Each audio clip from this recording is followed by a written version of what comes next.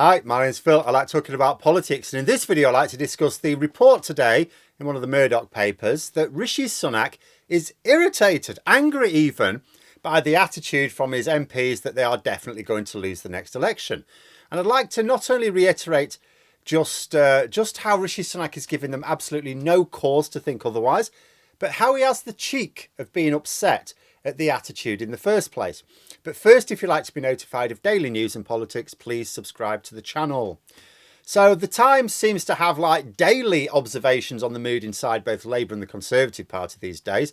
And the Sunday Times today is offering thoughts about both in the same article. But what particularly caught my attention was reporting on Rishi Sunak's mood. See, first of all, the article, which seemed to be reporting on people in Downing Street, said that they were worried that Sunak would be in a really bad mood if he lost all three by-elections. Now, my counter to that would be, by what right would he have to be angry? Ask yourselves what Sunak did to help his party win those by-elections. You can argue, for example, that yes, his predecessors have not helped the situation. He inherited a Conservative Party already doing very, very badly in the polls. But what did he do? What did he do to help? Hardly did any campaigning. I mean, contrast that with the regular visits that senior Labour and Lib Dem MPs took part in for the seats they were contesting. Sunak didn't even help with a national message. He was hiding away most of the time. Last week, he held a reception for journalists. It's normal for the Prime Minister to do that at this time of year, but he only allowed in select journalists. That is not normal. That's not how it's supposed to be done. But he only allowed in the journalists friendly towards him, which, by the way, means that the taxpayer should not have been footing the bill. But we did. But it spoke of a leader who was hunkering down for the winter, not one taking the initiative ahead of three important by-elections. On the day of polling itself, Sunak was nowhere to be seen. No reference to the elections via his official Twitter account, not even a message to get out and vote. I imagine it was the same for his other platforms as well. He certainly didn't visit any of the constituencies to drum up that last bit of support for what, in Uxbridge at least, was considered to be a tight contest, and indeed it was. The article says how happy Sunak was being in South Ruislip to celebrate the win. Well, we could certainly see that from the video footage, but by what right would he have had to be upset if Labour had found the 496 more votes from somewhere and taken it? If Sunak was straining every sinew to win those by-elections and was being let down by others in his party, then yes, you could say he would have some cause for resentment. You know, I've said before, I feel party chair Greg Hans can have some reason to feel aggrieved. I mean, whatever I may say about his comical efforts, he was at least trying, and he was trying hard. Hardly a day went by when he didn't seem to be campaigning in one or other of the constituencies. But Sunak has no right to be upset at others. You know, then another bit of the article popped out. It quoted a supposed ally of Sunak, saying that the Tory leader feels angry that everyone believes a Labour victory is now inevitable. What childish, petulant attitude. What cause has he given his MPs to suppose otherwise? Labour have had a lead in the polls for a year and a half now. For almost a year, it's been a consistently comfortable lead as well. At no point during Sunak's tenure has it looked like narrowing to the point where they could hope for an election win. The polls are much healthier for the Tories than they were during the dark days of Liz Truss. And I could understand Sunak being upset that the polls are in way worse shape because party members picked Truss over him. But that's not what the report claims he's angry about. It says he's angry that people see the election as inevitable.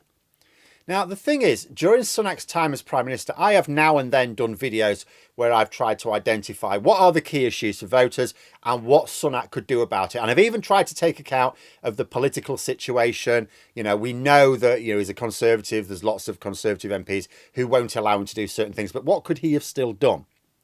At no time has he done anything. The key issues for voters, they're not asylum seekers or even really inflation. Inflation's an indirect concern. The reason why inflation is a concern at all is because it is squeezing the cost of living, because that is the main concern. It's the cost of living crisis. The way Sunak has chosen to deal with this is to encourage pay restraint, thus making the cost of living crisis worse for people, and for rents and mortgages to go up above the level of ordinary goods and services inflation. So when inflation eventually does come down, And bear in mind, food inflation is still staying high. But when overall inflation does come down as a figure, Sunak wants the public to give him a round of applause. But the reality will be that the public will be struggling with the cost of living worse than ever. It'll be worse for them next year. Sunak will think, well, look at the figures, it looks better. Not in their wallets, it won't.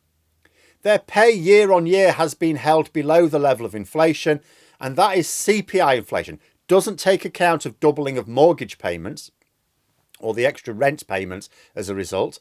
If people's cost of living, let's say a particular household's cost of living is increasing by £200 a month due to the effects of inflation.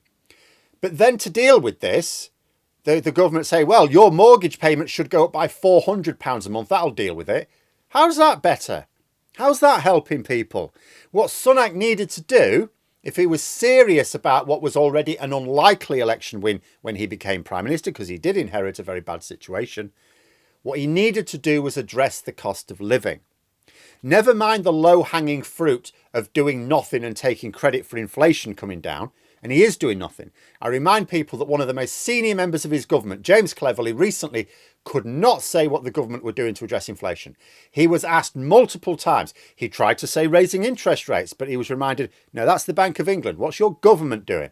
Asked many times. He could not answer. And it's not just Cleverly forgetting his lines. No member of the government has been able to answer that question. They know that inflation will just naturally come down. They thought it would come down more quickly. When it didn't, if they were doing something about it, they'd have changed what they were doing. Did they? No, they didn't change anything because they're not doing anything. But even when it does come down, people will still be worse off and they will feel it. If Sunak wants his MPs to believe they have a fighting chance, he needed to do something to let voters feel that things were improving, because MPs are taking their lead from the national mood. But Sunak's plan was to just wait and let the market sort it all out. So on policy, he's doing nothing to appeal to voters. So then what about the message? After all, it's quite common for Conservative governments to have no policies designed to make life better, but that doesn't stop them winning elections. The messaging's the thing. But even his messaging is dire. I already mentioned the event last week where he only invited selected journalists to attend. Well, I see now that Downing Street is aiming to restrict journalistic access to the Prime Minister even more. It says they're looking at formats where they think he'll perform better. In other words, not being asked questions. So they want to cloister him.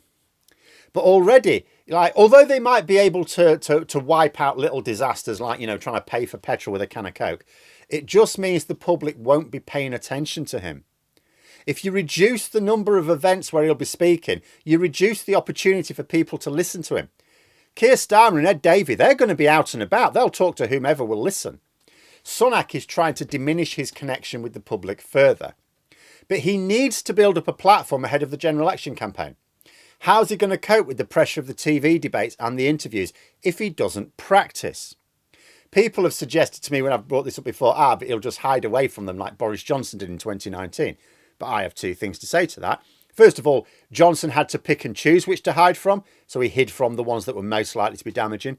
But he turned down the more dangerous set pieces, but still had to do some. He had to choose to do some. Sunak likewise cannot turn them all down. And if he's not practicing his patter, he is going to melt in the crucible of the real thing. Second, Boris Johnson went into the campaign ahead in the polls. Like a full month before the election, Boris Johnson's Tories had a 9-point lead in the polls. At the next election, Labour will have the lead. And there's every reason to believe, OK, it may not be as large as it is now, or it could be, but it will almost certainly be more than 9 points. Sunak cannot play a defensive game like Johnson did. To turn around a poll deficit, he's going to have to go on the attack. That means he has to turn up to the debates. He has to turn up to the interviews. More than that, he has to perform. But he won't. He will wither and die. If he wants to survive the furnace of a general election campaign, he's got to put himself through his paces now. To win a race, an athlete has to put themselves through far more rigour in training than they will meet in the event itself. Sunak should be inviting robust scrutiny in order to harden himself against it. He should be looking for opportunities to develop his skills. Instead, he's wrapping himself up in cotton wool. I'm too fragile for this. He will be eaten alive when he has to come out. because there'll be more people watching. Like if he did a press conference tomorrow, made a right arse of it, be reported in the news, okay, then it'd be forgotten about a week later. In the general election, there'll be more people watching because they're thinking to themselves, I want to decide how I'm going to use my vote. You know, on both policy and messaging, Sunak is doing absolutely nothing to give his MPs confidence that he will lead a strong campaign next year. I mean, let's go back to the fact he was nowhere to be seen on polling day last week. Why? Was he told by party strategists not to say anything because he's a liability? What other reason would there be for him not only to not turn up at one of those constituencies, but to not even tweet for people to go out and vote? Complete silence from him.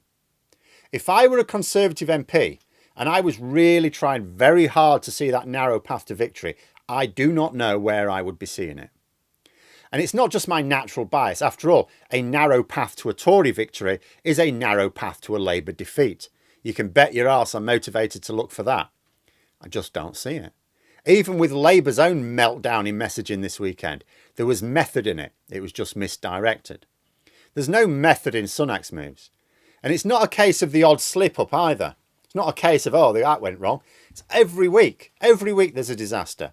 He's hoping for another reset for his leadership this autumn. It's not clear how he aims to get it. Like, even if the conference goes well for him, like, let us imagine Suella Braverman behaves herself better at this conference than she did at last year's.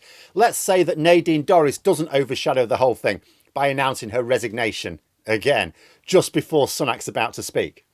It's really not clear to me what Sunak can do or say at this point to let voters feel that things are getting better under his government, unless he intends to do something differently, which he does not. So he has a bloody nerve saying that he's upset at absolutely anybody else when he is such a dismal failure of a leader himself. But there we are. Those are my thoughts. Let me know yours in the comments below. Hope you found the video interesting. If you did, please click the like button. And if you'd like to support the channel further, the join button for memberships. And until next time, I'll see you later.